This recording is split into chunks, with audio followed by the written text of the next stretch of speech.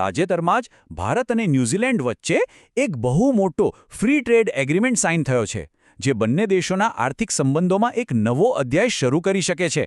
તો ચાલો આ ડીલમાં ઊંડા ઉતરીએ અને જોઈએ કે આ સોદામાં અસલી બાજી કોણ મારી ગયું. અને આ ડીલ કેટલી મોટી છે એનો અંદાજો તો ખુદ પ્રધાનમંત્રીના શબ્દો પરથી જ આવી જાય છે. આ તસવીર અને એમનું નિવેદન બતાવે છે કે બંને દેશો આ સમજૂતીને કેટલી ગંભીરતાથી લઈ રહ્યા છે. તો સૌથી પહેલાં તો એ વાત કરીએ કે આ આખી ડીલ કેટલી ઝડપથી પાર પડી, કારણ કે આ સ્પીડ જ બતાવે છે કે બંને પક્ષોમાં રાજકીય ઈચ્છાશક્તિ કેટલી મજબૂત હતી. તમને જાણીને નવાઈ લાગશે, પણ આટલી કોમ્પ્લેક્સ ડીલની વાટાઘાટો માત્ર 9 મહિનામાં એટલે કે રેકોર્ડ ટાઈમમાં પૂરી થઈ ગઈ. આ બતાવે છે કે બંને દેશો સંબંધોને મજબૂત કરવા માટે કેટલા ઉત્સુક હતા. સારું, તો હવે આવે મુખ્ય મુદ્દા પર. આ ફ્રી ટ્રેડ એગ્રીમેન્ટથી ભારતને એવા તો કયા મોટા ફાયદા મળ્યા છે, કારણ કે આ સમજૂતી ભારતીય અર્થતંત્ર માટે ઘણા નવા દરવાજા ખોલી રહી છે. જો આ ડીલની સૌથી મોટી અને કદાચ સૌથી પહેલી જીત તો એ છે કે હવે ભારતથી નિકાસ થતી દરેક વસ્તુ પર ન્યૂઝીલેન્ડમાં કોઈ જ ઇમ્પોર્ટ ડ્યુટી નહીં લાગે. એટલે કે આપણા માલ માટે એક આખું બજાર ખુલી ગયું, એકદમ ડ્યુટી ફ્રી. વાત ખાલી વેપારની નથી.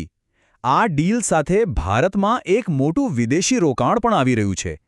ન્યૂઝીલેન્ડ આવનારા 15 વર્ષમાં ભારતમાં $20 અબજ રોકાણ કરવા માટે તૈયાર થયું છે, જેનાથી ઉદ્યોગો અને રોજગારી બંને વધશે. અને હા, આ ડીલ માત્ર વસ્તુઓની લેવેચ પૂરતી સીમિત નથી.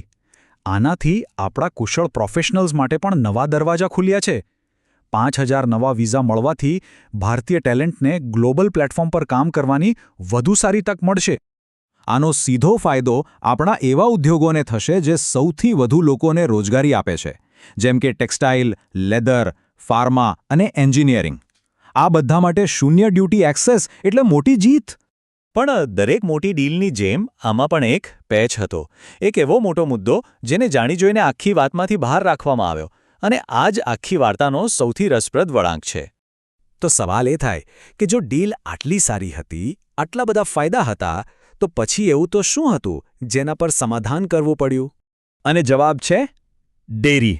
હા, ન્યૂઝીલેન્ડે ભારતની એ માંગ માની લીધી કે તેની સૌથી મોટી નિકાસ એટલે કે ડેરી પ્રોડક્ટ્સને આ ડીલમાંથી સંપૂર્ણપણે બહાર રાખવામાં આવે. હવે વિચારો, ન્યૂઝીલેન્ડ માટે આ કેટલું મોટું સેક્રિફાઈસ હશે. જરા આ આંકડા પર નજર કરો. $24 અબજ. આ ન્યૂઝીલેન્ડની ડેરી નિકાસની કિંમત છે, એમના ટોટલ એક્સપોર્ટનો લગભગ 3જો ભાગ. હવે સમજાયું કે આટલી મોટી વસ્તુને ડીલમાંથી બહાર રાખવી એ એમના માટે કેટલું મોટું પગલું હતું. તો પછી સવાલ એ થાય કે ભારતે ડેરીને બહાર રાખવા માટે આટલો આગ્રહ કેમ કર્યો? કારણ બહુ સીધું છે. ભારત માટે ડેરી અને ખેતી એ સેન્સિટિવ સેક્ટર્સ છે.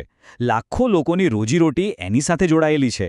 એટલે ભારત પોતાની બધી ટ્રેડ ડીલ્સમાં આ સેક્ટર્સને હંમેશા પ્રોટેક્ટ કરે છે. હવે ચાલો ન્યૂઝીલેન્ડ પાછા ફરીએ, જ્યાં આ ડેરીવાળા મુદ્દાને લઈને રાજકારણમાં રીતસર ભૂકંપ આવી ગયો. આ કોઈ વિપક્ષના નેતા નથી. આ ખુદ ન્યૂઝીલેન્ડના વિદેશમંત્રી વિન્સ્ટન પીટર્સના શબ્દો છે. એમણે ખુલ્લેઆમ આ ડીલને ખરાબ સોદો કહી દીધી. આના પરથી જ ખબર પડે કે સરકારની અંદર જ કેટલો વિરોધ હતો. ત્યાંનું રાજકારણ તો જુઓ. સરકારમાં સામેલ એક પાર્ટી NZ ફર્સ્ટ વિરોધમાં હતી. આ ડીલ તો માંડ પાસ થઈ, અને એ પણ એટલા માટે કે વિરોધ પક્ષની લેબર પાર્ટીએ તેને ટેકો આપ્યો.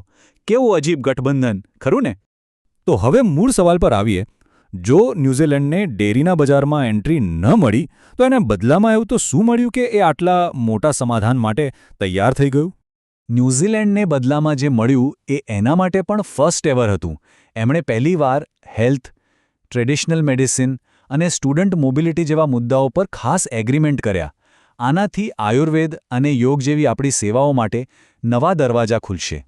એટલે કે હવે ભારતીય વિદ્યાર્થીઓ અને પ્રોફેશનલ્સ માટે ત્યાંની તકો વધી ગઈ છે.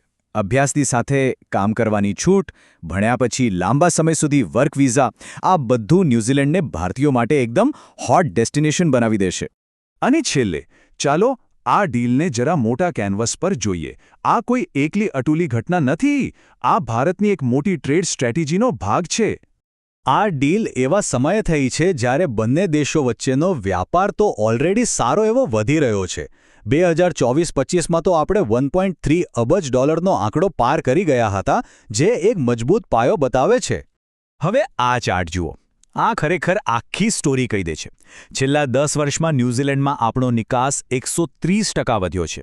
અને મજાની વાત એ છે કે જે વ્યાપાર પહેલાં એમની તરફેણમાં હતો એ હવે આપણી તરફેણમાં આવી ગયો છે. અને આ જુઓ, આ લિસ્ટ બધું જ કહી દે છે. ન્યૂઝીલેન્ડ સાથેની આ ડીલ છેલ્લા થોડા વર્ષોમાં ભારતનો 7મો મોટો ટ્રેડ એગ્રીમેન્ટ છે. મોરિશિયસ, યુએઈ, ઓસ્ટ્રેલિયા આ એક સ્પષ્ટ પેટર્ન બતાવે છે. એક આક્રમક વિદેશ નીતિનો સંકેત છે. તો આ આખી ડીલ એક બહુ મોટો સવાલ ઊભો કરે છે. શું આ એક નવો ફોર્મ્યુલા છે? પોતાના સંવેદનશીલ સેક્ટર્સને બચાવીને બદલામાં સર્વિસ અને રોકાણ જેવા ક્ષેત્રોમાં ફાયદો મેળવવો? શું આ જ ભારતની ભવિષ્યની ટ્રેડ ડીલ્સ માટેની નવી બ્લુપ્રિન્ટ છે, ખાસ કરીને વિકસિત દેશો સાથે? આના પર વિચારવા જેવું ખરું.